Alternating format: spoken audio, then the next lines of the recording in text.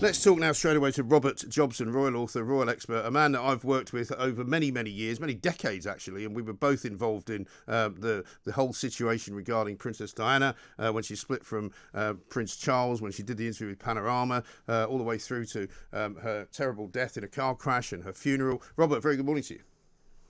Morning, Mike. This has been about as cataclysmic a week for the royal family that I can remember since those days.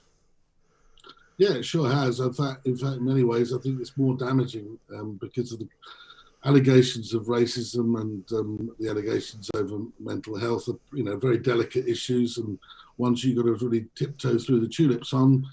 And we live in very different times as well, where everyone seems to be offended by anybody else speaking their mind or saying what they want to if it doesn't agree with their viewpoint. Yes. I mean, I described the interview and Meghan Markle in general yesterday as a sort of one-woman wrecking ball, because she's basically taken a hit at all sorts of things, and lots of things will never be the same again. I don't think anything can really be the same again. And the biggest problem they've got, of course, within the royal family is trust. But you do have to take these claims seriously. If there is a racist at the palace, I think in this day and age, brushing it under the carpet, as really that statement by the palace is effectively done, is not good enough. I think if there was a misunderstanding, I think the person that made that comment should come out and say, look, I said it, I didn't mean it in that way, I've got it wrong. Right. And I think that would clear it up. I think that Prince William speaking yesterday saying we're not a racist family, which I agree with him after 30 years of covering the royals. I just don't see that. I don't recognise them to be that in any way. But equally, as I say, in this day and age, different people have different interpretations.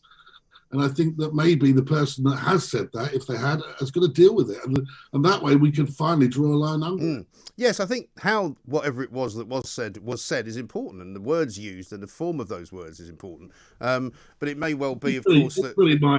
But equally, Mike, the stuff on the mental health, everyone's had their issues. I've had my issues. So has anyone dealing with grief and loss, etc. So I do think the mental health one is a very strange one and what it has to be taken seriously. However, what I don't understand, and I think it is worth saying, is why Meghan, a member of the royal family, was even thinking of going to HR. I've been with the royals on tour. When I twisted my ankle, Prince Charles let me use his doctor. He said, I'd check him over. Right. There's a doctor with them 24 hours a day. You just go to a doctor privately, and he will refer you to a mental health practitioner, or she. Yes. So I don't really understand that one, why she was going to HR about it. No. Checking out whether she had a private health policy. I don't understand. No, but I mean, so much of what she said doesn't really quite make sense, does it? I mean, the idea that they took her passport off her, well, it may well be that they took her passport off her for safekeeping, but that doesn't mean but her inference for that was, I couldn't go anywhere, which was clearly rubbish. Well, I mean, I think that the bottom line is, I think that if Meghan didn't know what she was getting herself into, I'm surprised because, she says that she didn't understand what was going on with the royal family, didn't even know who Prince Harry was, never heard of the Diana interview, well, her mother hadn't. All sounds a bit odd to me. But the point with that is that she did a few months before she married, going around the country, and it was all seen as extremely positive as she was getting to know what royal duties were. Maybe, going to Nottingham on a wet Wednesday wasn't what she expected and she preferred Malibu or LA. And that, frankly, sounds like it to me. Yeah, that's exactly right. So what happens now? Because we're told there's a second part of this interview, which I presume isn't as riveting as the first part, because presumably it's got stuff in it that's not quite as interesting. But as you say, I mean, if it is left as it is now, where do you see it all going?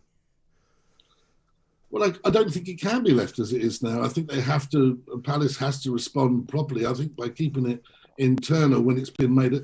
It's like putting everything back in the box after it's come out. This is not a journalist or you or me making these allegations or off the record source. This is a member of the royal family, Princess Diana's son and his wife, making these allegations to millions publicly. You can't then suddenly say, we'll deal with it privately. You're either going to deal with it and say, we've had an investigation, the person is this person, and this is what they meant by it. They apologise. And as with regard to the bullying that's gone on, that has to be public as well. Look, the monarchy is a publicly funded institution. The bottom line is, if these things are going on in a corporation, effectively that's what it is, a branch of government, then the public has to know, because otherwise this institution is going to be seen as outdated, archaic, and it'd be damaging to our country. At the moment, you've got questions being raised in the White House. You've got former First Lady and Secretary of State, former Secretary Hillary Clinton raising questions about Britain. It's damaged our country, not just our monarchy, our country. And I don't think that's a great look, and we have to fight back. Yes, but I suppose in the end it depends on how many people believe what Meghan said. And from what I understand, there is a huge bit of America that doesn't care about. We have to be honest. I'm not going to do a flounce off and do a Piers Morgan. The fact is, when he said what he said, right? He wasn't allowed to say it. This is the world we live in. I mean, whether we believe her or not, it's her perception of what happened. Yeah. Now, there are discrepancies in her story. She said she was spoken to about the racism, and Harry said it was once, but he's never going to talk about it. But then he talks about it to Oprah Winfrey and says it's not my grandfather and my grandmother. So it's a death by 1,000 cuts. You're leaving other senior members of the royal families with a finger pointing straight at them, and they can't really answer back. So I think there's a lot of hypocrisy in what Harry and Meghan have said, but they've said it. It's their perception, and we can't rubbish their perception, but they should be called up on it, where there's the stuff about the prince, very clear things. They knew, both of them knew, that Archie would become a prince if they wanted him to, as would all their children, in accordance with the protocol laid out by George V a long time ago, that they would become princes when Charles becomes king. As for signing bodyguards, that is not a decision made by the Queen. That is a decision made by the Commissioner of Police of Scotland Yard, because it's taxpayer funded. So why aren't they pointing the finger at the Commissioner of Police? Right. Why are they pointing it at the royal family?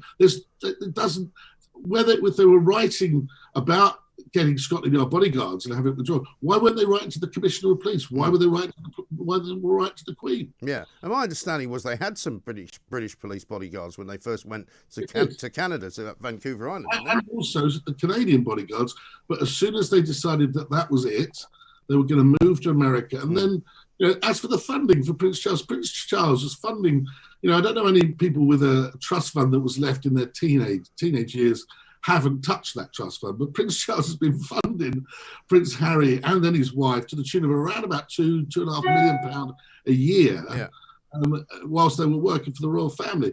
When they signed, and I think that continued until actually the Netflix deal was signed. Well, why should he continue paying for them?